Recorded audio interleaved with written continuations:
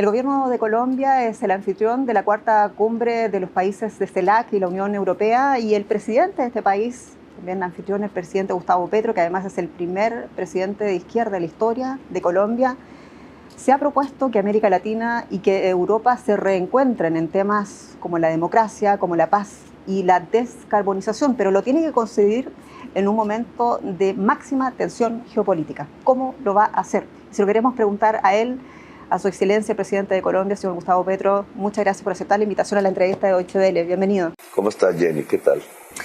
Presidente, inversión verde y cooperación democrática, si lo logra, podría marcar un punto de inflexión en las relaciones entre América Latina y Europa. ¿Qué acuerdos concretos podríamos ver?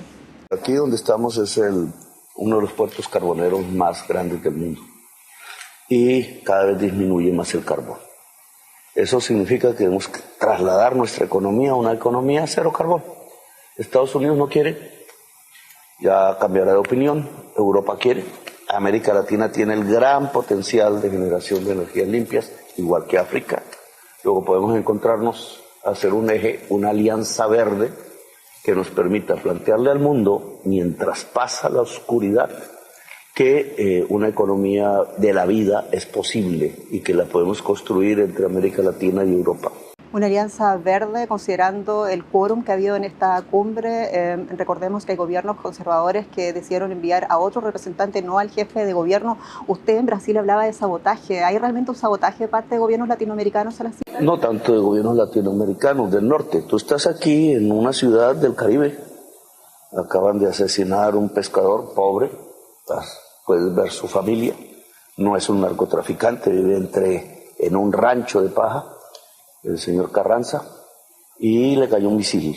Puede que haya transportado algo ilícito, pero no merecía la pena de muerte. Es un asesinato. Y eso significa que el norte, en cierta forma, los Estados Unidos, por conseguir votos, por tener fuerza en su propio gobierno, golpean, hacen razzias contra los latinoamericanos en Estados Unidos, y no contentos con ellos salen, atraviesan el mar y nos matan gente pobre en nuestros países. Pero antes de hablar de ese tema, es la invitación para los gobiernos latinoamericanos. Hablamos de la CELAC, son gobiernos latinoamericanos y europeos. Y echamos de menos, por ejemplo, el presidente de Paraguay, el presidente de Ecuador, el presidente de Argentina. No, hay un eje, Miami, Buenos Aires, etcétera, que quieren romper la unidad latinoamericana, pero eso ha existido siempre. Siempre ha sido minoritario, siempre hemos querido, somos la misma sangre, más mezclada en nosotros.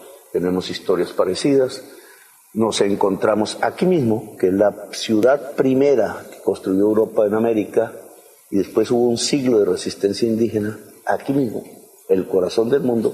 Podemos encontrar las dos civilizaciones ya sin matarnos, sin sangre, simplemente dialogando, construyendo objetivos comunes que pueden ser los objetivos de la humanidad. Del lado europeo, ¿se está haciendo lo suficiente para acudir a ese llamado que usted hace de restablecer las relaciones contundentes de parte del lado europeo hacia Europa?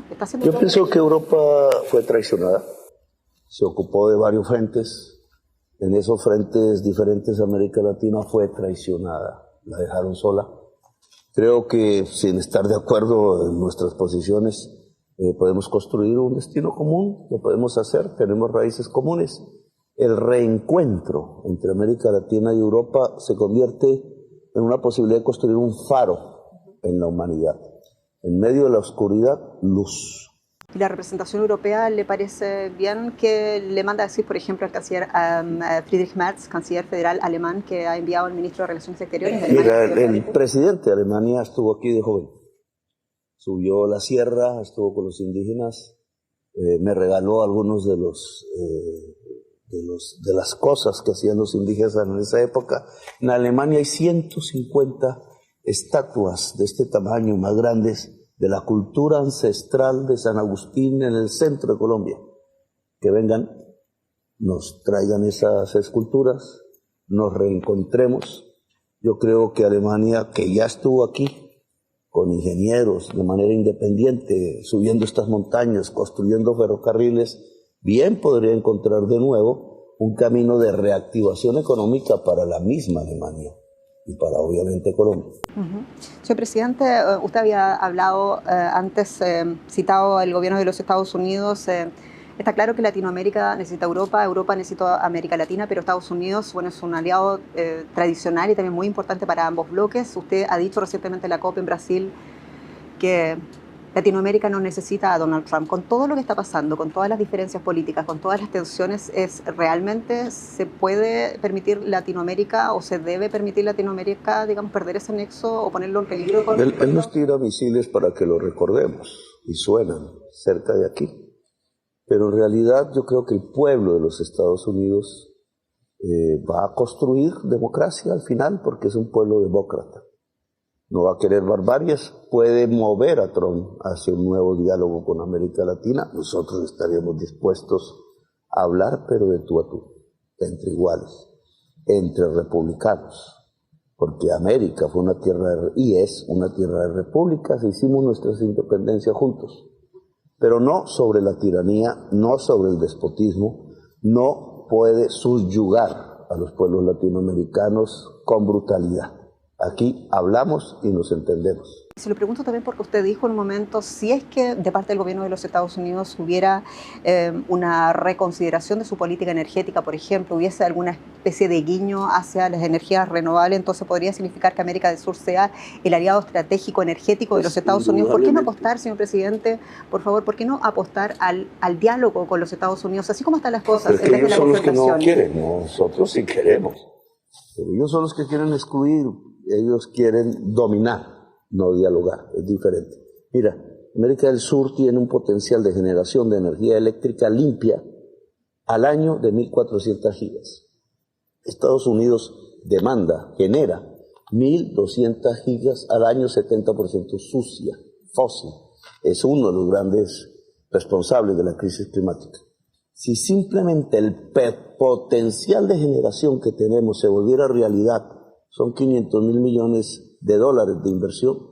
Para llevar esa energía a Estados Unidos, el 100% de la matriz energética de Estados Unidos se volvería 100% limpia. Con eso solucionaríamos en un paso muy sustancial los problemas de la crisis climática que hoy hay en el mundo. Señor presidente, usted tomó este baluarte, el liderazgo de la materia, de la energía limpia. De nuevo le insisto la pregunta, ¿por qué no apostar en el diálogo en vez de la confrontación? Porque sí que ha habido confrontación con el presidente Trump. Sí, Trump dice taladrar, taladrar y taladrar y sacar más y más petróleo. Está matando a nuestros hijos, los hijos de él. Pero es una decisión política, así como usted toma la decisión política. Es una decisión en contra de la ciencia. Un presidente que se coloque en contra de la ciencia, se coloca también en contra de la humanidad. Pero es lo que acabo de decir. Claro que Trump puede variar, pero no somos nosotros los que nos equivocamos en el sentido de que hay que transitar a una economía cero carbono en América. Pero, ¿y la no es la ciencia la que se equivoca. Y en la forma, señor presidente, invitar al señor Trump a hablar de este asunto y no solo a través de la prensa con confrontaciones que ha habido. Yo le escribí una carta muy juiciosa y decente, nunca la contestó. ¿Fue antes o después que hablara, que llamara a los militares a la desobediencia en Nueva York? Apenas fue militar, apenas fue presidente, pero es que hay que hablar fuerte cuando con bombas se matan bebés por miles, como sucedió en Gaza. Señor presidente, usted hacía mención a lo que está pasando en el mar Caribe. Hay mucha tensión y preocupación en todas partes por esta situación. Trump califica esas embarcaciones de narcolanchas. Está luego la presión sobre Nicolás Maduro. ¿Teme usted que Donald Trump haga lo mismo aquí en Colombia? Ya lo hizo. Aquí hay un pescador que se llama Alejandro Carranza, que su familia acaba de llegar. Está muerto, asesinado. Puede que haya por algunos $2 o $3 llevado algo ilícito en su lancha, que no podía llegar hasta Estados Unidos sino hasta una isla por aquí. Lo asesinaron. Él no era un narcotraficante. Ninguno de los 70 muertos que ya han sucedido son narcotraficantes. Los narcotraficantes viven en Dubái, en París, en Madrid, en Miami, en Nueva York. Viven donde está el lujo, donde está el trabajo. El trabajo de estas personas son lancheros pobres sin oportunidades en la vida. Termina llevándolos a ser empleados, obreros del narcotráfico. No merecen la muerte. No es cierto que esté destruyendo el narcotráfico lanzando misiles sobre lanchas de pobres. Por ahí no es la cocaína va en contenedores en los grandes buques mercantes que pasan de largo, y la peor droga en Estados Unidos se produce en Estados Unidos y se consume en Estados Unidos, se llama fentanilo. Muy breve, ¿hizo llegar a usted o va a hacer llegar esta información del caso de este pescador colombiano al gobierno de los Estados Unidos? Va a una corte, igualmente que los demás casos de familias de pescadores asesinados en el Caribe. Independientemente de todo lo que está pasando, ¿no reconoce usted que si hay un problema de narcotráfico, de crimen organizado en ultramar y en territorio venezolano y en territorio colombiano? Y en territorio de Dubái, y en territorio de Albania, y en territorio de Ucrania, y en territorio de Francia, en territorio de Italia, en el territorio de Nueva York, etc. Hay multinacionales del crimen. Y para eso hay que articular inteligencias tal como lo está haciendo Colombia con otros países del mundo. Colombia es el país que en mi gobierno más ha incautado cocaína en la historia del mundo. Y lo ha hecho con la ayuda de cuerpos policiales de inteligencia de Europa, del mundo árabe, de Latinoamérica y de Estados Unidos. Por ahí hemos logrado acorralar en cierta forma mafias multinacionales. Hay que quitarle sus capitales en los bancos, hay que quitarle sus bienes, hay que construir más y más inteligencia policial articulada a escala global, hay que pasar por encima de las diferencias comerciales, hay que hablar con la policía rusa, hay que hablar con la policía china. Está claro que ningún país en América Latina ni en las Américas puede dar esta batalla en solitario, hay problemas en todos los países, sí. Señor presidente, ¿ha tratado usted de impulsar esa estrategia regional? Sí, tenemos ya una integración amazónica, Brasil, Perú, Ecuador, Colombia, Venezuela. Tenemos una integración latinoamericana, sobre todo en el Caribe, República Dominicana, El Salvador, Costa Rica, trabajan con nosotros. Nosotros trabajamos con la DEA, con la CIA, con el FBI, sobre incautar y capturar capos, incautar cocaína y capturar grandes capos. Lo único que no estamos de acuerdo es matar a pobres con misiles. Señor presidente, en este enfrentamiento, porque lo hay entre usted y el presidente Donald Trump, están perdiendo los dos países, pero me voy a detener porque usted es el ciudadano número uno de su país. ¿Cuánto puede perder Colombia considerando la enorme tradición en las relaciones de los Estados Unidos y Colombia, considerando que Colombia, pese a toda esta tensión, sigue siendo el mayor receptor de la ayuda de los Estados Unidos o la colaboración, digámoslo, contra los narcóticos? ¿Cuánto puede perder Colombia en esta situación? Mira, hasta ahora he perdido yo.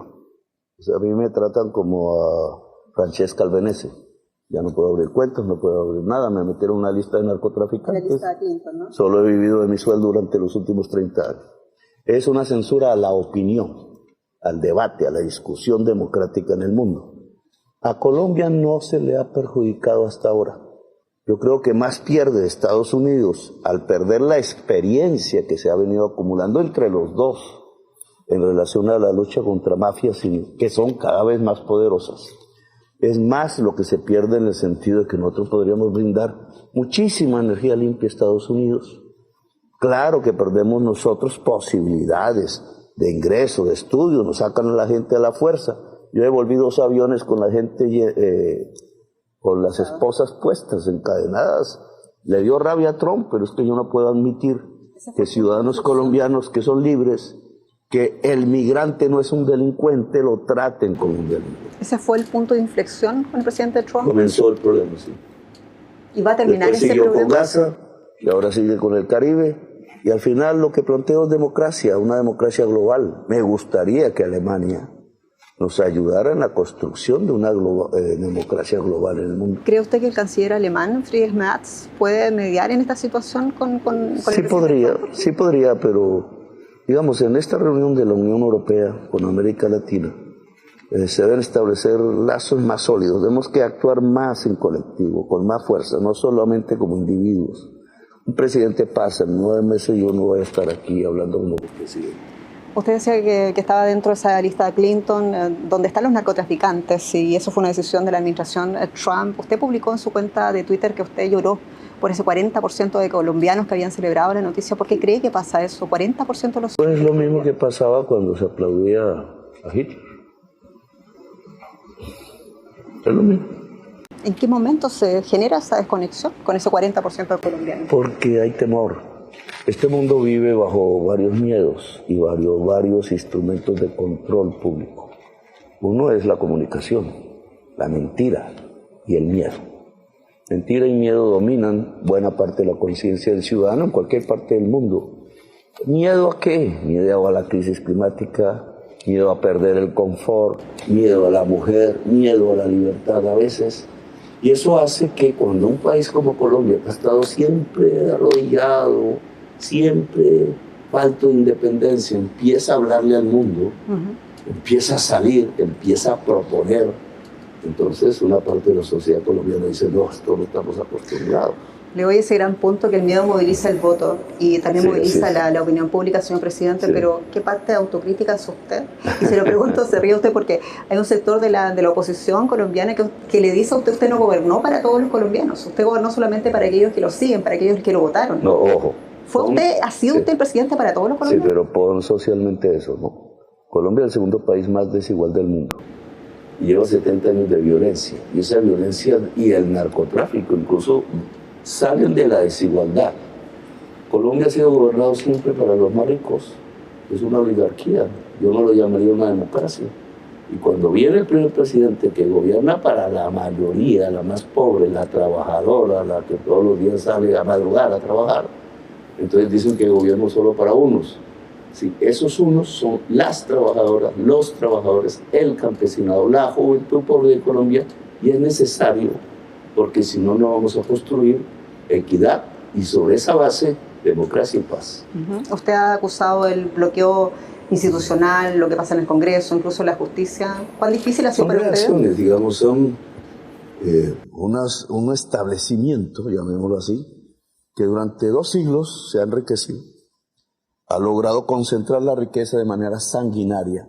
Mañana pido perdón a nombre del Estado colombiano por el asesinato de 6.200 militantes de un partido de izquierda, como hacían los nazis. Esa era la sentencia de la Corte Interamericana de Derechos Humanos, si usted cumple con eso que se le exigió él. Y están miles de víctimas aquí, al lado de la reunión con la Unión Europea, para recibir esas palabras. No soy el responsable, pero es que durante décadas se resistieron a pedir perdón cuando en una alianza entre sectores del Estado, del establecimiento y el narcotráfico, asesinaron miles de trabajadores, miles de maestros, miles de militantes progresistas en Colombia. ¿Y ese gesto que usted hace mañana en nombre del Estado colombiano va a servir para limar esas heridas y para unir un poco más al pueblo colombiano?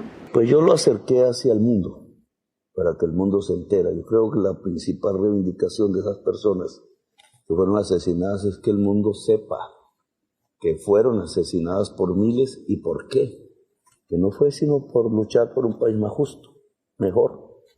En cierta forma yo los represento como a millones de colombianos, porque así no lo estemos logrando de inmediato. Estamos avanzando en la construcción de un país más justo. Los números lo dicen. La mitad de los niños que morían por desnutrición hoy mueren. Hace 3 años eran el doble. La cantidad de personas pobres que han salido de la pobreza es mucho menor que la de hace 3 años. Eso simplemente hace que haya valido la pena ganar y gobernar, así traiga sacrificios personales. Señor presidente, usted habla de víctimas. Víctimas ha dejado el conflicto armado en décadas en Colombia. Usted se propuso el concepto de paz total, un concepto que es altamente criticado por las fuerzas de oposición. Hablan de fracaso. ¿Cuál es su valoración? La paz nunca fracasa. Puede que se demore, pero la paz nunca es un fracaso. Fracaso es no conseguir la paz. Una sociedad que durante décadas no ha logrado conseguir la paz, sino que se mata a sí misma entre nosotros mismos durante décadas y décadas por diferentes motivos. Ahora son las guerras del narcotráfico, pero antaño eran las de rojos contra negros, etc. Señor presidente, una sociedad que se mata entre sí es la que fracasa. Una sociedad que encuentra la paz es la que triunfa.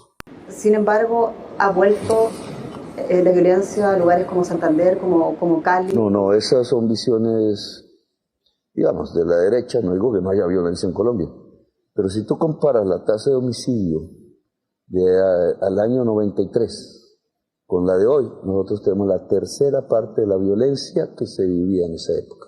Colombia, aunque lentamente, está saliendo los ciclos de violencia con relativo éxito.